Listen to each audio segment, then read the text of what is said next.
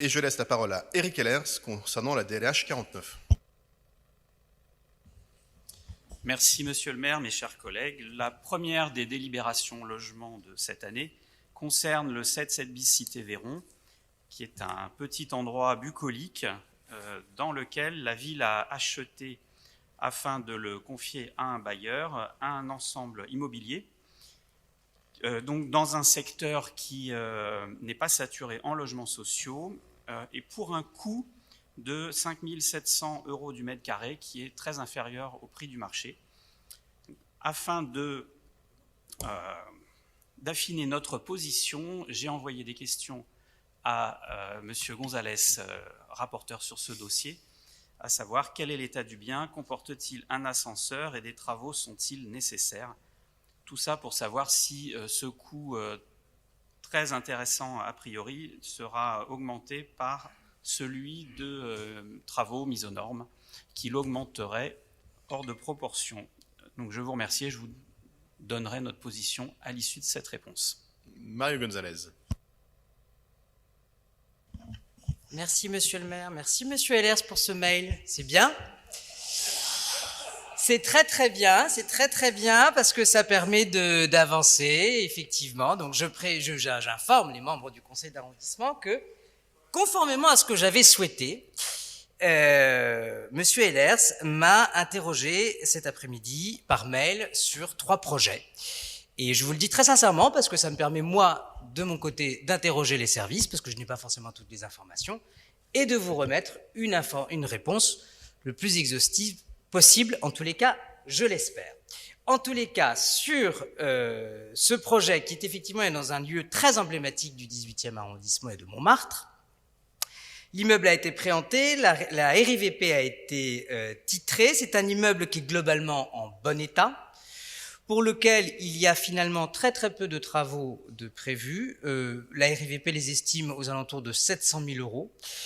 Ils doivent encore faire appel à un bureau d'études pour savoir si une rénovation énergétique est opportune ou pas, puisqu'il y a apparemment certains appartements qui sont vraiment en très bon état. Donc c'est un immeuble qui manifestement a été très bien entretenu. Et il n'y a pas d'ascenseur et il n'y a pas la possibilité de créer d'ascenseur et donc d'accessibilité PMR. Voilà les éléments à ma disposition. Merci beaucoup. Et donc, je vais mettre aux voix la DLH 49 qui est pour... Je voulais juste...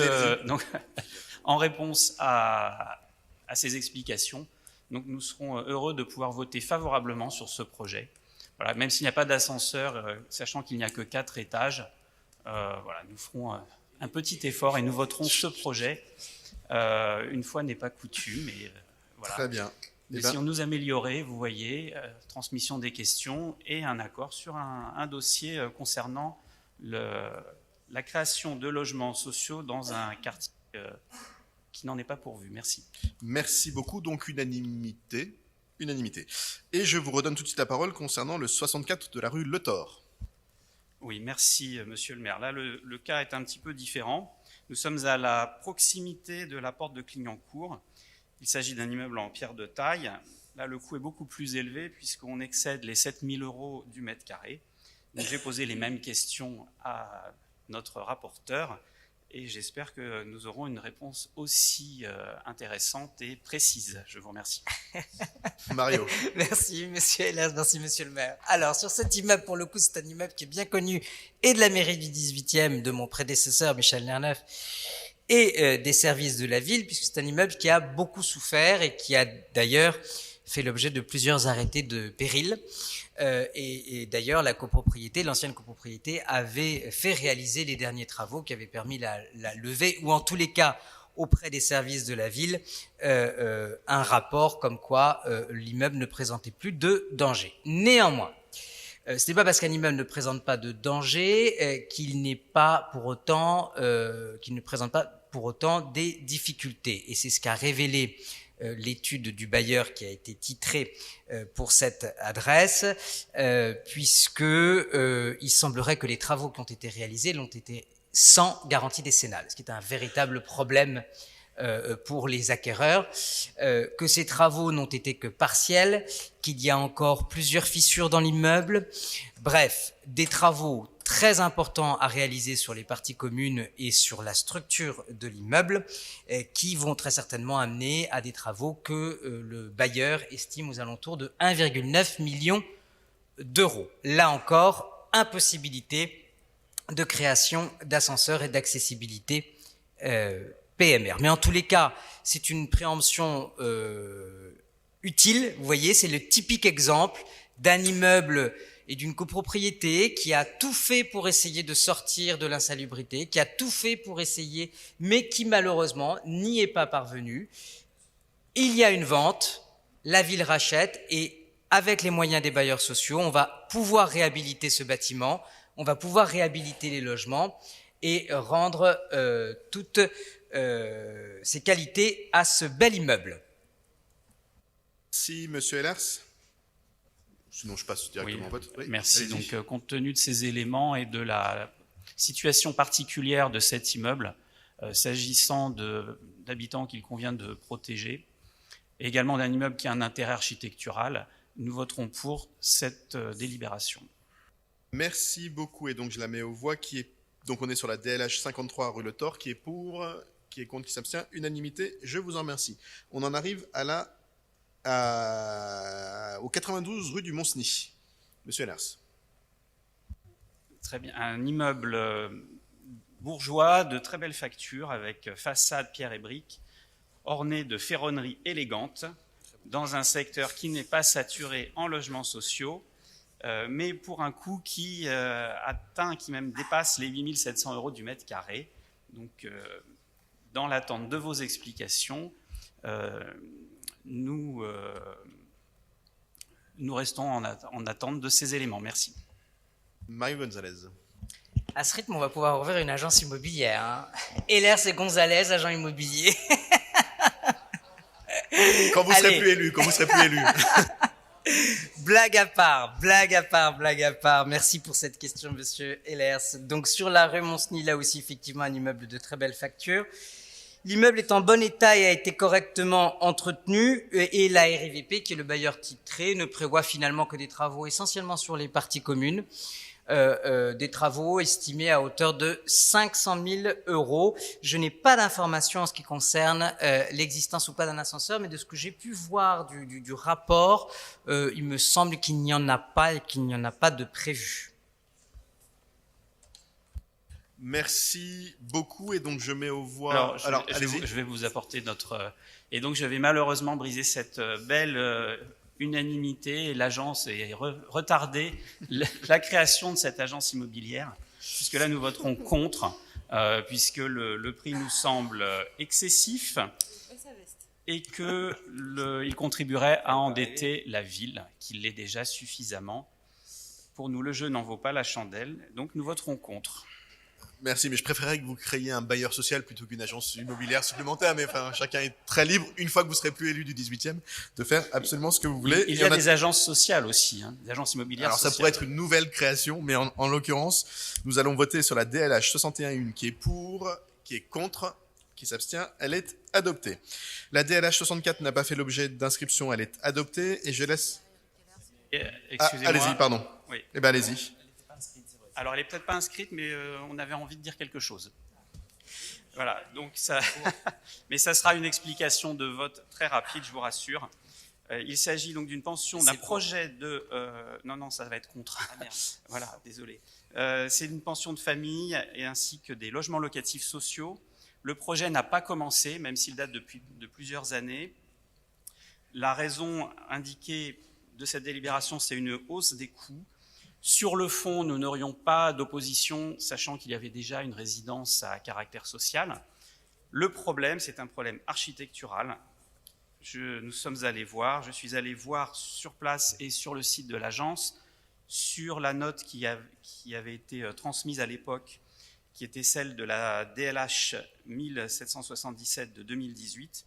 Et donc là, nous avons un style d'une grande banalité, d'une grande tristesse, qui est regrettable dans un tel secteur, qui mériterait davantage de qualité. À ce propos, nous préférons le style Art déco au style Hidalgo, et c'est pour ça que nous voterons contre ce projet, sauf s'il peut être modifié avec une nouvelle architecture. Peut-être que le fait qu'il n'ait pas commencé serait l'occasion, en tout cas, c'est le vœu que nous formulons. Je vous remercie. Mario? Juste une simple observation, Hidalgo n'est pas incompatible avec Art déco. Vous avez de très beaux exemples de projets dans le 18e arrondissement qui s'inspirent du style Art déco. Je veux pour exemple notamment un projet qui a été particulièrement décrié par votre groupe, le 26 rue des Trois Frères Paris Habitat, qui est un très très bel exemple d'une façade Art déco, qui est d'ailleurs salué par de nombreux critiques d'architecture. J'ajoute que les goûts et les couleurs... Hein. Pierre-Yves Arnaud. Je me permets aussi de rajouter sur cet aspect-là, puisque c'est quand même je pense à la pension de famille en particulier, qui est un équipement, un dispositif auquel nous tenons beaucoup ici à la mairie de Paris. Je pense malheureusement que le point que j'ai abordé en début de conseil d'arrondissement n'a pas été peut-être suffisamment clair. Nous avons besoin d'équipements d'hébergement d'urgence, d'équipements pour des personnes qui sont à la rue. Je veux bien qu'on leur oppose le style banal de leur architecture. Moi, j'ai besoin de place pour loger des gens à la rue. C'est plus ma priorité que le style banal de l'architecture. La pauvreté n'est pas assez banale pour qu'on puisse la comparer au bâtiment. Bon, j'ajoute que parfois la simplicité, c'est pas mal aussi, et qu'on a un certain nombre de bâtiments qui se voulaient des gestes architecturaux, dont on peut penser qu'un petit peu plus de banalité aurait permis une insertion urbaine un peu plus qualitative. Je pense notamment pas loin de la place Louis Baillot, un immeuble avec des fenêtres vertes, voilà, qui est un geste architectural, mais enfin dont on aurait sans doute pu se passer. Mais on verra dans 30 ans. Ouais.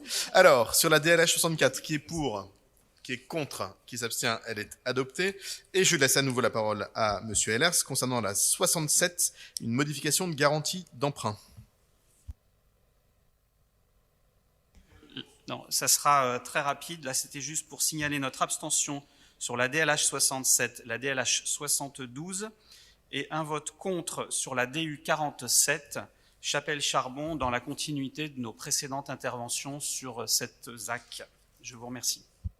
Merci. Pardon, monsieur le maire, je crois que j'ai besoin de me déporter pour la DU 47. Pourquoi ?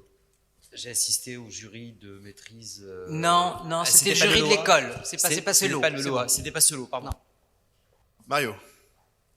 Justement, sur Chapelle-Charbon, ça me permet de faire juste un petit point d'information pour vous rappeler à tous les membres du conseil d'arrondissement que l'ensemble des jurys d'architecture ont été passés, le dernier d'ailleurs en votre présence sur l'école.